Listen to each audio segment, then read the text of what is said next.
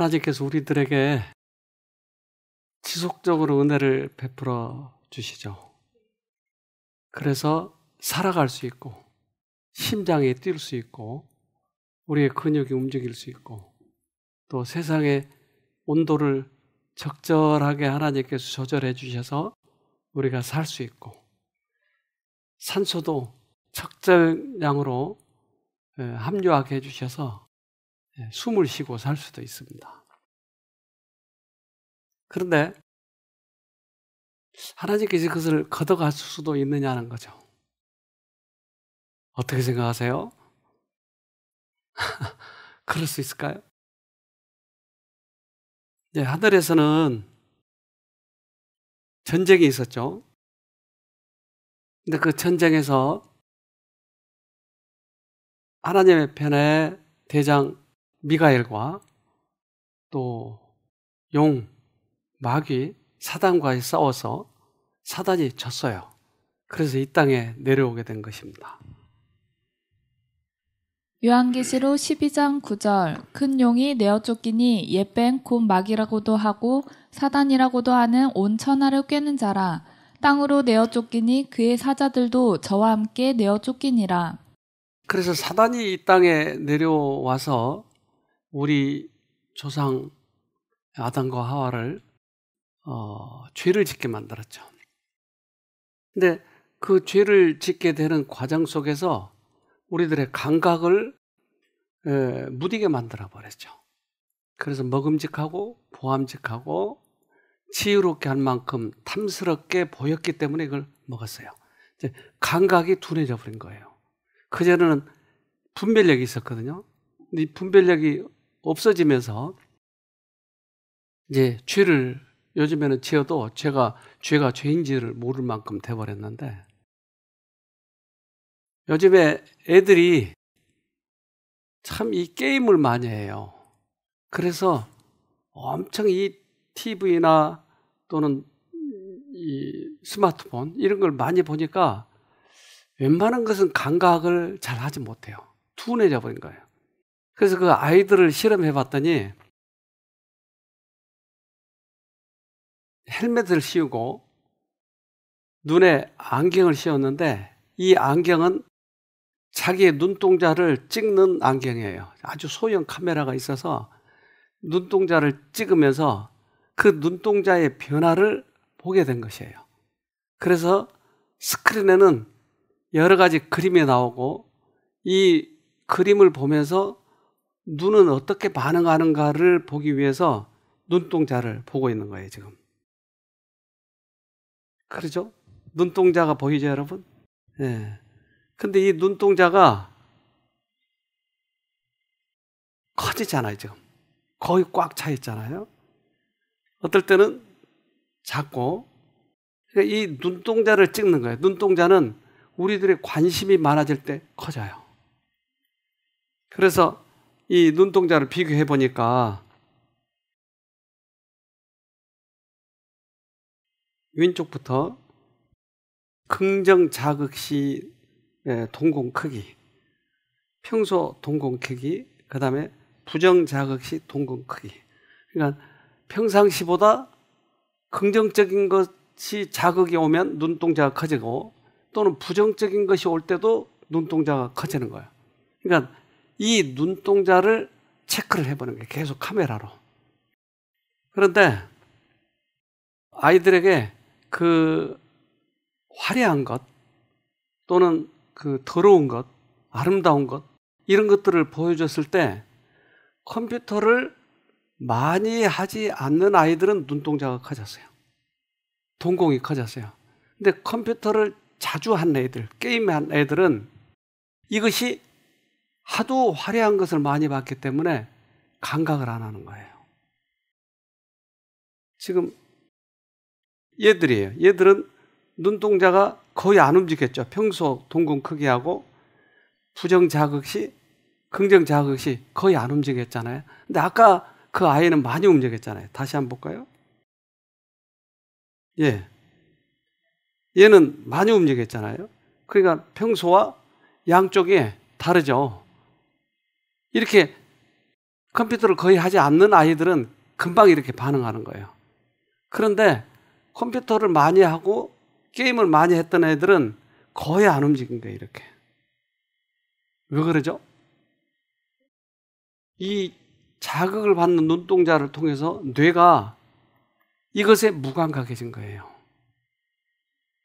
그래서 어린아이 때, 특별히 뭐 서너 살, 대여섯 살 됐을 때 아이들에게 많이 보여주면 이 아이들의 학업에 대한 흥미가 없어지는 거예요.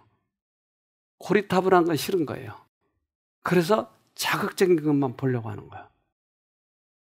우리가 죄를 자주 지면 어떻게 될까요?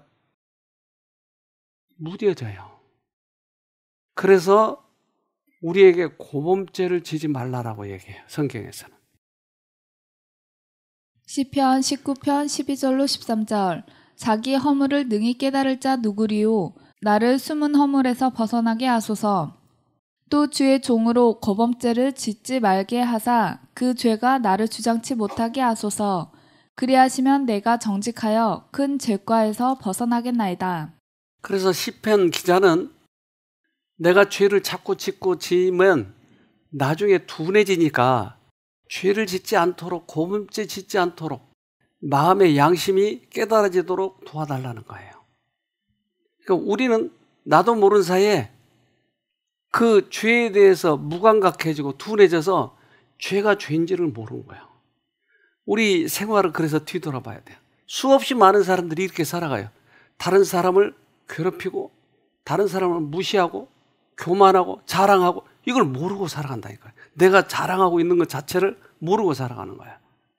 그러니까 이게 고범죄를 짓다 보면 내가 무뎌져요. 그러면 죄에 대한 양심의 그 예민함이 없어지기 때문에 주님이 가까이 오시는 날에도 이걸 못 느끼고 살아가는 거예요. 이건 무서운 거예요, 사실은. 그래서 겸손하게 살아가면 좋으련만 조금만 뭔가 잘하면 금방 교만해져 버리는 거예요. 왜 우리 인간은 그런지 잘 모르겠어요. 죄에 둔해져 있어요. 이 새들이 그 남쪽에 가면 참 갖가지의 새들이 있는데 그런 새들이 주로 수컷들이 이쁘게 생겼어요. 맞죠? 네. 사람은요? 사람은 수컷이 이뻐요? 암컷이 이뻐요? 다 이뻐요. 근데 수컷들은 그 암컷을 유혹하기 위해서 별의별 행동들을 다 하는 거예요. 그래서 자기 씨앗을 남기기 위해서 암컷 앞에서 저렇게 재롱을 부르는 거예요. 그런데 어떨 때는 새 모양이 아닌 것처럼 이렇게 재롱을 해요. 수컷이 저렇게 변장을 했어요. 어떻게 저렇게 변할 수 있는지. 이게 극락조거든요. 아, 어떻게 이렇게 아름다운 모습으로 변할 수 있는지. 암컷을 지금 유혹하고 있는 건데 암컷은 참 볼품없죠? 그렇죠? 뒤끝은 수컷이고 앞에 건 지금 암컷이에요. 아, 참 아름답네요. 어쩜 이렇게 수컷과 암컷을 비교해 보세요. 사람도 그러잖아요. 수컷이 훨씬 아름다운데 암컷들이 반응을 안 해요.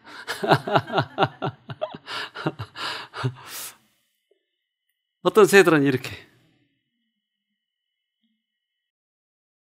근데 하나님께서 우리 앞에 와서 재롱을 떠는 거예요. 나 좀 봐달라. 나하고 결혼하자. 그렇게 예수님이 계속 우리들에게 노크를 하는데 그 빛을 보여주시는데 우리가 반응을 안 한 거예요. 왜요? 죄에 무뎌져 버렸기 때문에. 마음 문을 열지 않는 거예요. 하늘에서 사단에게 계속 이 얘기했어요. 너가 돌아와. 너가 돌아와야 돼. 그러니까 사단은 그 죄를 어디선가 가지고 들어와서 이 죄의 마음, 특별히 교만한 마음이었어요. 그가. 그러니까 죄의 시초가 그 교만하면서 시작되는 것 같은 느낌이 들어요. 그러니까 하나님과 같이 비기리라. 그래서 그 자기를 자랑하고 자기를 높이려고 하는 이 정신이 하나님을 배반하게 만든 거야. 그러니까 하나님께서 당신의 가슴을 다 보여줬어요. 내 사랑을 받아들여. 근데 처음에는 그럴듯 하다가 완전히 벗어나 버렸어요. 그러니까 하나님께서 보여주실 수 있는 모든 것을 다 보여줬는데도 사단은 끝까지 거절해서 결국 하늘에서 쫓겨났잖아요. 우리에게 보여줄 수 있는 모든 것을 다 보여줬는데도 우리가 거절하면 어떻게 될까요? 자비로우신 창조주께서는 루스벨과 그의 부하들에 대한 간절한 동정심으로 그들이 뛰어들려고 하는 멸망의 심연에서 그들을 돌이키시려고 노력하고 계셨다. 그러나 그분의 자비는 오해되었다. 그는 자기의 노선을 고집스럽게 옹호하였으며 자기의 창조주를 대항하는 대쟁투에 완전히 전념하였다. 그래서 사단은 끝까지 거절하고 하늘의 천사 3분의 1을 가지고 도망가 버렸어요. 그는 반역을 했어요. 그래서 이 사단에게 보여줄 수 있는 모든 것을 다 보여줬는데도 끝까지 죄를 놓지 않고 있으면 결국은 죄 때문에 멸망하는 것이에요. 이것을 뭐라고 그러죠? 은혜의 끝이에요, 이게. 요한일서 5장 16절 누구든지 형제가 사망에 이르지 아니한 죄 범하는 것을 보거든 구하라. 그러면 사망에 이르지 아니하는 범죄자들을 위하여 저에게 생명을 주시리라. 사망에 이르는 죄가 있으니 이에 대하여 나는 구하라 하지 않았노라. 죄가 두 가지가 있네요. 하나는 사망에 이르고 하나는 사망에 이르지 않는 죄가 있네요. 그러면 사망에 이르는 죄는 살인인가요? 사망에 이르지 않는 죄는 무슨 죄죠? 두 가지 죄가 있다고 그러잖아요. 그러니까 사망에 이르는 죄를 지으면 그 사람을 위해서 구하라고 하지 않겠다. 사망에 이르지 않는 죄만 구하라고 한다. 이게 무슨 죄냐고요? 하나님께서 우리들에게 보여줄 수 있는 모든 것을 다 보여줬다고요. 내 사랑을 봐. 내가 너를 만들었어. 그런데 이것을 끝까지 거절하고 문을 닫아버리면 그 이상 해줄 것이 없어요, 하나님께서. 그러니까 해줄 수 없기 때문에 하나님께서 해주지 못하는 이 죄를 사망에 이른 죄. 이 죄는 어떠한 것으로도 안 돼. 왜? 마음 문을 닫아버렸으니까. 그래서 끊임없이 우리들의 마음에 들려주는 이 양심의 소리를 거절하지 말아야 돼요. 우리에게 양쪽의 음성이 들리잖아요. 하나님의 음성과 사단의 음성이 끊임없이 들리는데 사단처럼 끝까지 거절해버리면 이 양심이 둔해져서 양심이 바뀌어져 버린 거예요. 그래서 선이 악으로 보이고 악이 선하게 보이고 이게 양심이 바뀌어져 버리기 때문에 도저히 그들을 구원할 수 있는 방법이 없는 것을 은혜의 끝이라 라고 얘기해요. 그래서 예수님께서 하늘에서 하나님이 인간의 옷을 입고 내려오셔서 그들에게 다 보여줬어요. 근데 그들은 이 하나님을 결국은 죽이고 말았어요. 그것이 그들에게 있어서는 얼마나 불행한 일인지를 몰랐어요. 그런데 그들이 이렇게 거절하고 나면 그 적군들에 의해서 예루살렘이 멸망하잖아요. 그러니까 그 예루살렘의 멸망을 예수님께서 쳐다보시면서 너희들이 돌아와야 된다. 나에게 돌아와야 된다. 그래서 암탉이 병아리를 모은 것처럼 내가 얼마나 너희를 모으려고 애를 썼느냐. 마태복음 23장 37절 예루살렘아 예루살렘아 선지자들을 죽이고 내게 파송된 자들을 돌로 치는 자여 암탉이 그 새끼를 날개 아래 모음같이 내가 내 자녀를 모으려 한 일이 몇 번이냐. 그러나 너희가 원치 아니하였도다. 네. 그들이 예수님을 떠나면 은혜의 기간이 끝나면 그들에게 이제 기회가 없어진다 이 말이에요. 그러니까 돌아와가 예수님이 수없이. 그건 그들은 종교가 하나님을 믿는 종교였어요. 그런데 하나님이신 예수가 왔는데 예수를 죽여버렸다고요. 그러니까 그들의 양심이 어떻게 됐냐 이 말이에요. 근데 그들은 그럴 수 있지만 우리는 그렇지 않을 수 있다라고 생각할지 모르지만 여러분 지금도 끊임없이 양심의 소리를 거절하잖아요. 그렇다면 어떻게 되겠는가? 이스라엘 백성들, 유대인들, 그들은 특별히 바리새인들, 사두개인들, 이들을 뭐라고 부르죠? 또한 무슨 주의죠? 율법주의죠. 또 외식. 그러니까 하나님은 믿음으로 구원 얻는다고 그러는데 자기의 선한 행위로 율법을 지켜서 구원 얻으려고 하는 것이에요. 그들은 실제적으로 마음에 선한 마음이 없는데 자꾸 선한 척 보여주려고 하는 거예요. 그게 지금 이 사회에 팽배해 있잖아요. 교회 안에 팽배해 있잖아요. 그러니까 그들과 우리가 다를 게 뭐냐 이런 거예요. 마태복음 12장 32절 또 누구든지 말로 인자를 거역하면 사하심을 얻되 누구든지 말로 성령을 거역하면 이 세상과 오는 세상에도 사하심을 얻지 못하리라. 그래서 그 은혜의 끝에 대해서 지금 말씀하고 계시는데 나는 인간으로 왔기 때문에 너희들이 나를 거절할 수도 있어. 그런데 너희 양심에 말씀하시는 성령까지 거절해버리면 너희도 은혜가 끝나는 거야. 내가 누군지를 모르기 때문에 너희들이 거절할 수 있지만 성령께서 너희 양심에 말하잖아. 이걸 거절하면 어떻게 되려고 그러냐 너희들. 많은 서기관과 백성의 지도자들은 수천 명의 다른 사람들과 더불어 결국에는 그를 믿었으며 오순절 후에 제자들과 함께 굳게 섰다. 그들이 용서를 받을 수 있었던 것은 전에는 예수의 신성에 대하여 완전히 이해하지 못했기 때문이다. 그렇게 거절했던 사람들도 나중에 성령에 의해서 반응을 하니까 그들이 구원을 받았다 이 말이에요. 근데 그때 당시에는 그걸 이해를 못했다. 그래서 예수님에 대해서 우리가 잘 모르기 때문에 때때로 거절하지만 그러나 성령께서 말씀하시는 그 음성까지 거절하면 위험하다. 둔해져 버리니까. 점점 둔해져 버리니까. 그래서 꽤 많은 사람들이 나중에 돌아왔어요. 사도행전 6장 7절 하나님의 말씀이 점점 왕성하여 예루살렘에 있는 제자의 수가 더 심히 많아지고 허다한 제사장의 무리도 이 도에 복종하니라. 그래서 제사장들도 돌아왔네요. 그러니까 그때는 예수를 죽이고 예수 따라다니는 사람을 핍박하고 했지만 그들이 양심에 이걸 깨닫고 허다한 제사장이 돌아왔다고 그러잖아요. 그러니까 그 예수님의 성령의 음성에 내가 거절한 것은 아주 위험합니다. 지금도 마찬가지예요. 지금도 성령께서 내 마음에 계속 얘기하시는데 내 형편, 내 미래, 내 처지 이런 걸 생각하면서 이걸 자꾸 거절하게 되면 나중에 이게 위험한 거예요. 예수님은 절대 우리를 죽이시지 않지만 우리가 심판날 구원을 못 받는다는 거죠. 여러분 왼쪽 게 뭐고 오른쪽 게 뭐예요? 늑대와 개예요? 뭐가 좀 다른가요? 어느 쪽이 늑대예요? 왼쪽에 뭘 보고 알았어요? 눈매. 아이고 그러시군요. 근데 얘들이 다른 게 있어요? 성격. 얘들이 99% DNA가 똑같아요. 1%만 달라요.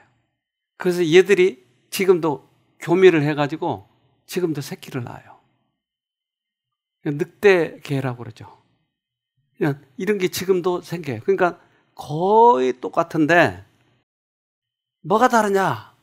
그래서 늑대 새끼를 데려다가 기르는 거예요.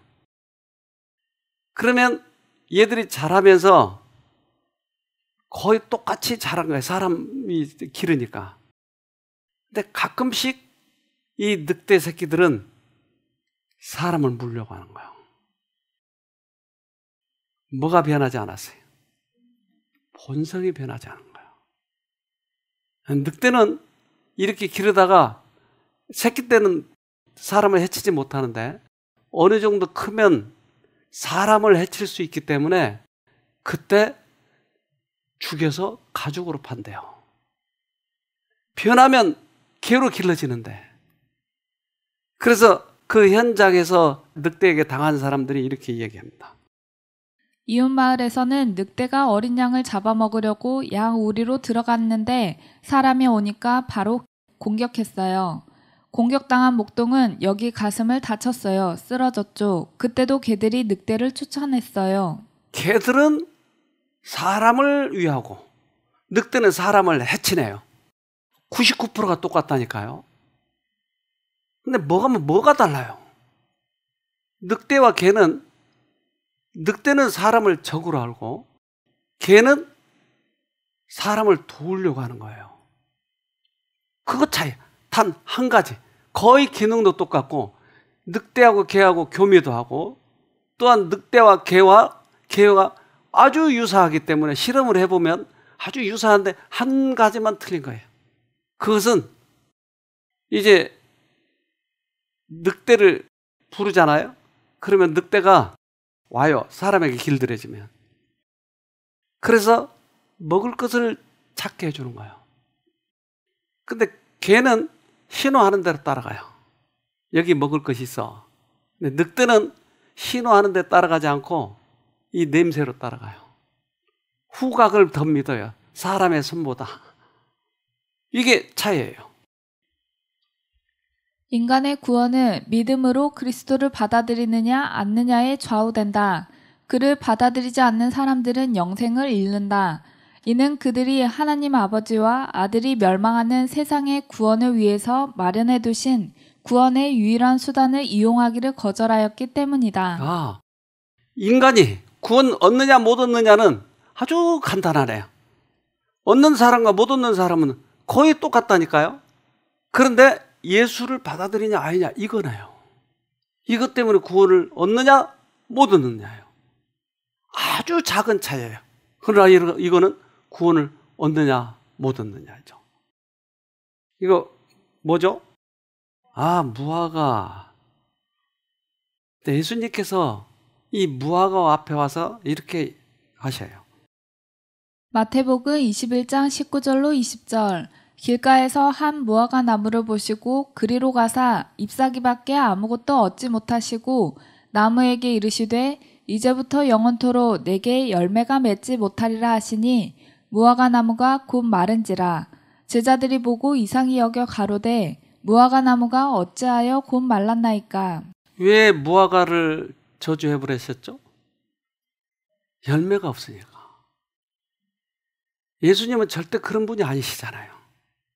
근데 그 이파리를 들어서 그 안에 열매를 좀 먹어보려고 했는데 하나도 없는 거예요. 그러니까 약 올라서 저주해 버린 거예요? 왜요? 왜 열매가 없다고 저주해 버려요? 이것은 이 한 나무를 죽임으로 인해서 많은 사람들이 구원을 받도록 하기 위한 거예요. 우리 안에 찾아보니까 뭐가 없어요? 열매가 없는 거예요. 그러니까 사람은 구원을 얻기 위해서는 예수님을 믿고 그 열매가 보여야 되는데 이게 안 보이는 거예요. 근데 아까 제가 설명드린 것처럼 하나님께서 계속 우리에게 말씀하신 거예요. 양심에. 야, 너 지금 죄로 너무 끌려가고 있어. 반응해야 돼. 그런데 우리 마음이 둔해져서 이제 나중에 반응한 것조차도 몰라지는 거예요. 그러면 나도 모르는 사이에 어떻게 돼요? 썩어가는 거예요. 내 양심이. 우리가 제주도에서 귤을 보냈더라고요. 그게 무공해래요. 그래서 약을 한 번도 주지 않고 보낸 거라 이 귤 박스를 뜯어보니까 보여요, 뭐가? 썩은 게 보여요. 여러분, 이 썩은 건 어떻게 해요? 털어내야 돼요? 아깝지 않아요? 예? 옆에 것까지 썩는군요. 놔두면 옆에 것까지 썩는군요. 하나님께서는 이 지구에 여러 나라를 두셨어요. 그래서 이스라엘 민족은 하나님의 복음을 듣고 다른 사람들에게 전하도록 하기 위해서 그들에게 계명을 맡겨줬어요. 그래서 그 백성을 이제 애굽에서 꺼내가지고 가나안까지 데려가고 하나님의 그 모습들을, 하나님의 품성들을 그들을 통해서 보여주려고 했어요. 그런데 이스라엘 민족들이 가는 곳마다 이스라엘 민족을 괴롭힌 민족이 있었어요. 뭐죠? 아말렉이에요. 그러니까 아말렉이 이 얘기했어요. 야, 이스라엘 민족은 내가 특별히 지금 보호하고 그 민족을 통해서 하나님의 형상을 보여주려고 이끌고 있기 때문에 건드리지 말아라. 무시한 거예요, 하나님을. 그리고 부녀자를 겁탈하고, 그리고 애들을 죽이고 돈을 뺏고. 그러니까 앞에서는 못하고 맨 뒤에서 그 약한 사람들을 그렇게 괴롭히고 수없이 얘기했어요. 야, 건드리지 마, 건드리지 마. 그들은 내 백성이야. 그런데 끝까지 거절한 거예요. 신명기 25장 17절로 19절. 너희가 애굽에서 나오는 길에 아말렉이 내게 행한 일을 기억하라. 곧 그들이 하나님을 두려워하지 아니하고 너를 길에서 만나 너의 피곤함을 타서 내 뒤에 떨어진 약한 자들을 쳤느니라. 그러므로 내 하나님 여호와께서 내게 주어 기업으로 얻게 하시는 땅에서 내 하나님 여호와께서 너로 사면에 있는 모든 대적을 벗어나게 하시고 내게 안식을 주실 때에 너는 아말렉의 이름을 천하에서 도말할지니라. 너는 잊지 말지니라. 아말렉을 천하에서 도말해버리네요. 그들을 자식까지 죽여버리네요. 그들의 양과 나귀까지 다 죽여버리네요. 왜요? 왜요? 하나님 잔인하잖아요. 하나님은 그들에게 수없이 얘기를 하고 수없이 얘기했지만 양심을 닫아버렸어요. 그들의 DNA가 바뀌었어요.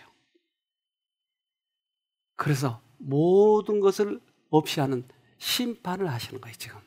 즉, 규를 드러내버린 거예요. 왜? 왜 빨리 드러내요? 만약 놔두면 다른 민족들이 썩으니까. 그래서 그것을 심판하시는데 모세에게 손을 들어라. 아말렉을 싸울 때 들면 이기고 내리면 지고 이런 싸움이 다 있어요. 모세가 손 들면 이기는 거예요. 출애굽기 17장 11절로 12절. 모세가 손을 들며 이스라엘이 이기고 손을 내리며 아말렉이 이기더니 모세의 팔이 피곤함에 그들이 돌을 가져다가 모세의 아래에 놓아 그로 그 위에 앉게 하고 아론과 훌이 하나는 이편에서 하나는 저편에서 모세의 손을 붙들어 올렸더니 그 손이 해가 지도록 내려오지 아니한지라. 손 들면 이기고 이거 어디서 하는 거죠? 하나, 둘, 셋, 넷. 이거 어디서 하는 거죠? 유치원에서 하는 거니까. 아니, 모세가 지금 유치원생이에요? 뭐 하는 거죠, 이거? 이것은 너희들의 싸움이 아니고 하나님이 너를 통해서 심판하고 있는 거야. 아말렉이 완전히 하나님의 말씀을 거역하고 양심이 완전히 바뀌어져 버렸기 때문에 이웃에 이 죄가 전염되지 않도록 하기 위해서 심판하고 있는 거야. 출애굽기 17장 14절. 그때 주님께서 모세에게 말씀하셨다. 너는 오늘의 승리를 책에 기록하여 사람들이 잊지 않도록 하고 여호수아에게는 내가 아말렉을 이 세상에서 완전히 없애서 아무도 아말렉을 기억하지 못하게 하겠다고 한 나의 결심을 일러주어라. 그래서 사단이 하늘에서 은혜의 끝이 돼버려서 도저히 그 이상 하늘에 있을 수 없기 때문에 쫓겨나고 이제 그는 심판만 기다리고 있는데 이미 심판은 됐어요.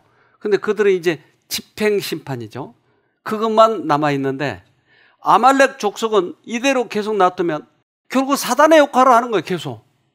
그렇게 해도 그들이 이스라엘 민족들을 계속 하나님을 대적하고 해도 그들은 무사하니까 이웃 나라에서 다 배우는 거예요. 이제.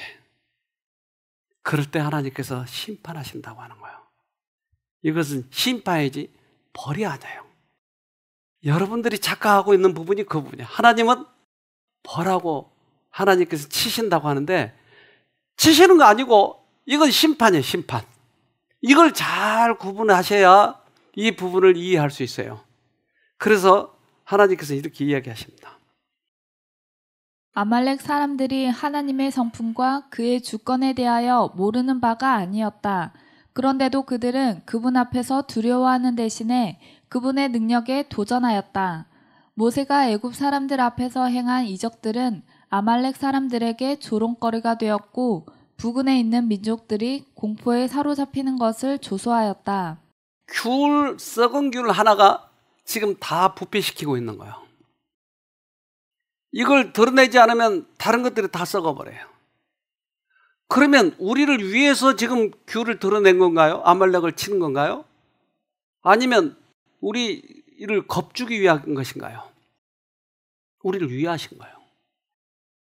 그런데 하나님이 우리를 위해서 심판하시는데 사람들은 자꾸 하나님이 무섭다고 벌하신다고 이렇게 이야기하는 거예요. 이건 심판이라니까요.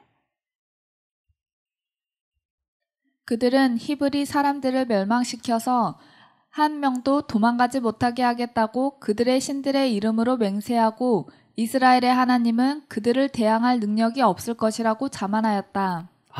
그러니까 이제 담대해져서 자기 신과 하나님 신이 대결해가지고 싸우게 하겠다. 그래서 우리가 믿는 신이 훨씬 더 하나님보다 세다. 그들이 하나님의 백성을 멸하려고 한 것은 그분께 대한 그들의 증오와 도전을 나타내기 위한 것이었다. 아말렉 사람들은 오랫동안 횡포를 자행해온 죄인들이었으며 그들의 범죄가 하나님께서 그들에게 보응하시도록 부르짖고 있었다. 그럼에도 불구하고 그분의 긍휼하심이 지금까지 계속 그에게 회개하도록 요청해 왔다. 그러나 아말렉 사람들이 지치고 무방비 상태에 있는 이스라엘 사람들을 습격하였을 때에 그들은 그들의 민족의 운명을 결정지었다. 하나님께서 사단에게 모든 사랑을 다 보여줬지만 끝까지 거절한 것처럼 아말렉 사람들에게 그렇게 여러 번 양심에 말씀하셨지만 그들이 끝까지 거절했을 때 이제 심판이 된다. 근데 그 심판의 도구로 이스라엘을 사용했다. 모세에게 그래서 이야기한 거예요. 출애굽기 17장 15절로 16절. 모세는 거기에 제단을 쌓고 그곳 이름을 여호와 니시라 하고 아도나이 니시, 주님은 나의 깃발, 주님의 깃발을 높이 들어라. 주님께서 대대로 아말렉과 싸우실 것이다 하고 외쳤다. 한 손이 주님의 보좌 위에 있으니 또는 주님의 보좌를 치려고 손이 들렸으니. 자, 그들이 한 짓은 뭐였냐면 지금 여호와 니시라고 하는 것은 하나님의 깃발이라고 그랬어요. 그러니까 하나님 쪽에 깃발이 있고 또 다른 쪽에도 깃발이 있을까요? 사단 쪽에도 있을까요? 그러니까 사단이 담대해져서 하나님의 보좌를 향해서 이제 치려고 할 때 하나님께서는 심판하시는 것이에요. 미가엘과 용이 싸웠을 때, 그 하늘에서 싸웠을 때 마지막으로 그가 거부한 것은 결국은 하나님을 대적하려고 했기 때문에 이때는 심판이 시작이 된다고 하는 거예요. 즉 아말렉 족속이 우상을 섬기면서 사단의 부하가 돼가지고 하나님의 보좌를 향해서 치려고 할 때 심판이 시작이 됐다고 하는 거예요. 이것은 하나님이 우리 잘못했다고 때린 게 아니고 이 땅에서 끊는 것이에요. 하나님의 돌보심은 그분의 자녀 중 가장 연약한 자에게도 미친다. 그들에게 가하는 모든 잔인한 행동이나 압박을 하늘이 주목하고 있다. 그분을 사랑하고 경외하는 모든 사람에게 그분의 손은 그들을 보호하는 방패가 된다. 그러므로 사람들은 그분의 손을 치지 않도록 조심해야 할 것이다. 양심의 소리에 민감해야 될 것이다. 돌아가야 될 것이다. 그래서 하나님께서 이 땅에서 심판을 몇 번을 하셔요. 또 언제 하시죠? 이 땅을 다 쓸어버렸잖아요. 언제요? 노아 시대 때. 왜요? 똑같이 이것이 적용이 되는 것이에요. 사람들이 많아지고 점점 죄에 대해서 담대해지면 이제 그들의 마음에 은혜의 끝이 되어버린 거예요. 창세기 6장 5절 여호와께서 사람의 죄악이 세상의 관영함과 그 마음의 생각의 모든 계획이 항상 악할 뿐임을 보시고 항상 어떻다고요? 그러니까 마음이 양심이 무뎌져 버려서 컴퓨터를 너무나 많이 봐서 이제 둔해져 버린 거예요. 감각이 둔해지는 거예요. 웬만한 것은 감각이 없어져 버린 거예요. 양심의 소리를 아무리 들려줘도 그들이 마음이 바꿔져 버렸어요. 그러니까 항상 악할 뿐임을 보시고 심판하시는 거예요. 심판이에요. 그래서 이 마음이 둔해지지 않도록 해야 되는 것이에요. 하나님께서는 마지막 심판할 때는 언제나 항상 악할 뿐임을 보시고, 즉 마음을 완전히 닫아버렸을 때 심판이 시작이 되는 거예요. 마태복음 24장 38절로 39절 홍수 전에 노아가 방주에 들어가던 날까지 사람들이 먹고 마시고 장가들고 시집가고 있으면서 홍수가 나서 저희를 다 멸하기까지 깨닫지 못하였으니 인자의 임함도 이와 같으리라. 말세에는 사람들이 세속적인 사업과 오락과 돈 모으는 일에 열중하게 될 것이라고 선언한다. 사람들은 영원한 사물에 대해서는 눈이 어두워질 것이다. 누가복음 21장 34절 너희는 조심하라. 그렇지 않으면 방탕하고 술 취하고 인생살이 걱정하다가 마음이 둔해져서 뜻밖의 그날이 너희에게 덕과 같이 덮칠 것이다. 방탕, 술 취한 것, 그리고 또 하나는 뭐였어요? 인생살이 걱정하는 건 당연히 해야 되는 거 아니에요? 근데 이것이 우리들의 감각을 없애버린다. 인생살이 걱정.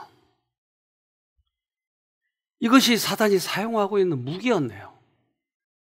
하나님께서는 먼저 그의 나라와 그의 일을 구하라. 그러면 그 모든 것을 너희에게 더하시리라고 얘기했는데 우리는 인생살을 내가 걱정해서 내가 헤쳐가려고 하는 거예요. 그러니까 양심이 둔해져 버린 거예요. 너무나 당연한 것이지만 그 속에 죄가 있었어요. 하나님을 믿지 못한 것이에요. 아까 늑대하고 개하고 차이가 뭐였어요? 그래서 맨 오른쪽 거는 늑대하고 개하고 교미해서 낳은 것이 늑대개였어요.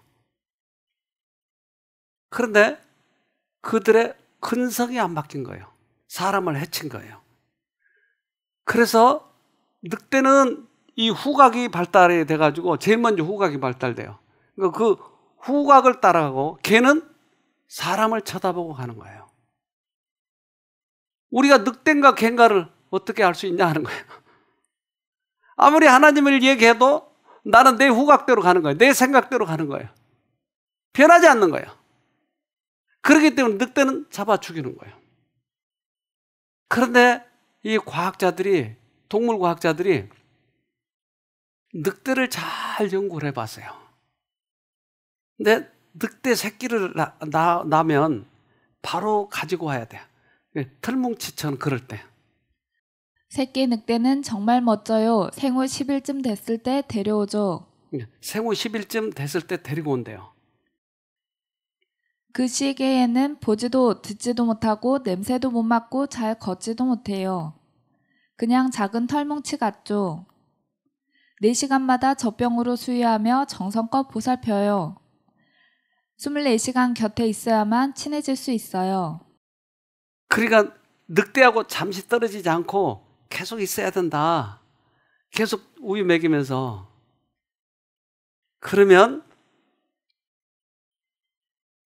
늑대가 결정적인 시기가 있는데 그것은 늑대가 후각이 발달해가지고 본성으로 돌아가려고 할 때 이 보호자는 계속 젖을 주고 우유를 주고 먹을 걸 주고 계속 안아주고 그러면 이 늑대가 개처럼 바뀐다고 하는 거예요. 즉 태어나서 얼마 안 됐을 때, 10일 됐을 때 데리고 와가지고 그렇게 하면. 우리 인간이 지금 늑대가 돼 있다고요. 후각만 따라가는 거예요. 그럼 어떻게 해야 돼요? 데리고 와야죠. 다시 태어나게 해야죠. 그래야 우리의 본성이 바뀌는 거예요. 그래서 예수는 이렇게 얘기하셨어요. 요한복음 3장 3절 예수께서 대답하여 가라사대 진실로 진실로 내게 이르노니 사람이 거듭나지 아니하면 하나님 나라를 볼 수 없느니라. 다시 태어나가지고 늑대가 다시 태어났을 때 사람이 접근해서 계속 24시간 같이 있어줘야 된다. 다시 태어나야 된다. 예수께서는 니고데모에게 사실상 이렇게 말씀하셨다. 그대의 경우에 도움이 되는 것은 논쟁이 아니다. 영혼의 빛을 가져다 주는 것은 논쟁이 아니다. 그대는 새 마음을 가져야 한다. 그렇지 않으면 그대는 하늘나라를 식별할 수 없다. 그대를 올바른 위치에 서게 하는 것은 더욱 큰 증거가 아니라 새로운 목적, 새로운 행동의 원천이다. 그대는 다시 태어나야 한다. 만물을 새롭게 하는 이러한 변화가 있지 않는 한 제시될 수 있는 가장 강력한 증거들도 소용이 없을 것이다. 그대의 마음속에 부족함이 있다. 모든 것이 변해야 한다. 그렇지 않으면 그대는 하나님의 나라를 볼 수 없다. 네. 우리들에게 뭔가 결정적인 계기가 있어야 되네요. 늑대를 데려다가 난 지 얼마 안 돼서 계속 그를 돌보면 얘가 개처럼 바뀐다. 우리가 다시 태어나야 된다. 논리가 아니고 지식이 아니고 실제적으로 우리가 다시 태어난 경험을 해야 된다. 니고데모 이 말이 무슨 말인지를 몰랐어요. 거듭나? 거듭난다는 말은 그건 이방인들이 하나님을 믿을 때 거듭난다고 했는데 나는 이미 하나님 믿는데 못 알아들었어요. 근데 니고데모에게 직접적으로 네가 거듭나야 되는데 물과 성령으로 거듭나야 돼. 즉 물과 성령? 무슨 말이야? 이게 이해를 못하는 거야. 야, 성령은 말이야 바람이 불잖아? 그러면 바람이 불면 이상한 일이 일어나네요. 뭔가 안 보였는데 이게 움직여. 어떻게 움직이죠 이거? 바람이 오면 움직이잖아. 그런 것처럼 성령이 너한테 오면 네가 바뀌는 거야. 이것을 설명해 준 거야. 이게 어리벙벙해가지고 못 알아들었어요. 니고데모는 자기 힘으로 자기를 바꾸려고 했어요. 나는 율법도 잘 지켰어요. 선한 일도 많이 했어요. 그런데 그런 것은 외식주의자, 율법주의자의 그건 네가 나를 받아들인 다음에 네가 이것이 안에서 바뀌어져서 그것이 행동으로 나올 때 그것이 구원이야. 근데 그것은 이 땅에서 일어나야 돼. 그리고 니고데모에게 나무라죠. 네가 이스라엘 선생인데 모르면 나머지 사람들은 어떻게 되겠느냐. 니고데모는 깊이 여기에서 감동을 받은 거예요.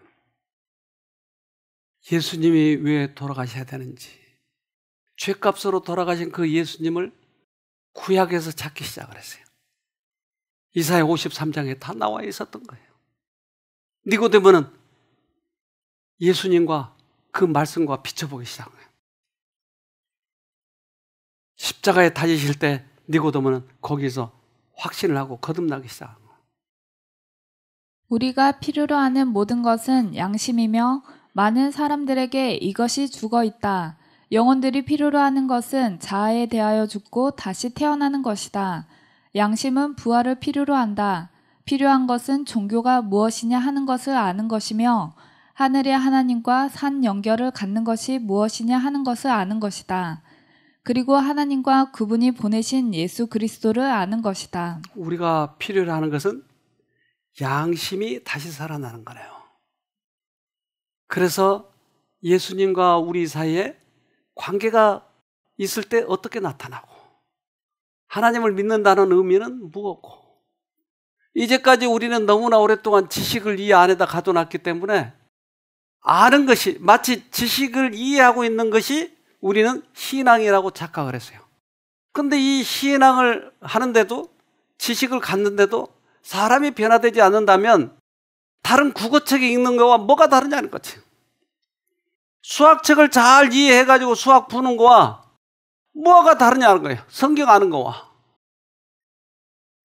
근데 하나님께서는 거듭나야 된다고 하는 것이, 다시 바뀌어야 된다고 하는 것이에요. 이 세상을 덮고 있는 어두움은 하나님께 대한 오해의 어두움이다. 사람들은 하나님의 품성에 대한 지식을 잃어버리고 있다. 하나님의 품성은 잘못 이해되고 그릇 해석되고 있다. 이러한 때에 하나님께서 주신 기별이 전해져야 한다. 이 기별은 광범위한 감화력과 구원의 능력을 가지고 있다. 하나님의 품성이 널리 알려지게 해야 한다. 이 어두운 세상에 하나님의 영광의 빛, 곧 그분의 인자와 긍휼과 진리의 빛을 비춰주어야 한다. 이 세상이 지금 어둡다고 하는데, 어둡다는 말이 무슨 말이에요? 좀 태양이 좀 어두워졌나요? 이 세상이 어둡다 그러잖아요, 지금. 그게 무슨 말이에요? 그래, 하나님의 품성이 오해되어 있는 거예요. 하나님이 우리를 치신다고 하는 거예요. 하나님이 벌 주신다고 하는 거예요. 하나님은 절대 벌 주시는 분이 아닌데 모든 사람들 그렇게 얘기하고요. 그래서 교회 안에서도 헌금 안 내면 친다고 하는 거예요. 이게 말이 되냐고, 이게. 당신의 목숨을 주신 분이, 우리를 구원하시러 오시는 분이 돈 안 낸다고 치는 거예요. 하나님은 돈 몇 푼 가지고 있는지 아세요, 여러분? 돈이 필요해요. 이 세상을 모든 것을 만드신 분이. 웃기는 거, 이게 설교 단상에서 이게 잘못된 교회들이 이런 말을 하잖아요, 지금도. 그게 이게 하나님이냐고요. 하나님의 품성이 오해돼 가지고 있는 거예요. 그런데 이 품성을 바로 알려줘야 되는 거예요. 은혜의 기간 끝이 났기 때문에 어쩔 수 없이 많은 사람들을 구원하기 위해서 귤을 드러낸 것이 심판이에요. 앞으로 올 심판은 세계 전체가 이제 심판을 받게 돼 있죠. 이러한 오해되어 있는 하나님을 바로 알려줘야 된다. 그것이 능력이고 회복이다. 그렇잖아요, 이게. 이 기별은 광범위한 감화력과 구원의 능력을 가지고 있다. 하나님의 품성 오해를 풀어주는 것이 능력이고 그것이 사람들을 구원시켜준다. 하나님은 절대 우리를 치시지 않고 심판하셨을 뿐이에요. 우리는 양심이 둔해져 있다면 이제 돌아서야 돼요. 내 마음에 말씀하시면 나는 이 세상 걱정, 돈 때문에, 경제 때문에 안 돼 하고 하면 결국 죽는 거예요. 그런데 돌아서서 예스, 이제 가겠습니다. 그러면 그의 나라와 그의 의를 먼저 구하면 그 모든 것을 주님께서 책임져 주실 거예요. 돌아서야 돼요. 양심에 말씀하실 때 돌아서야 돼요.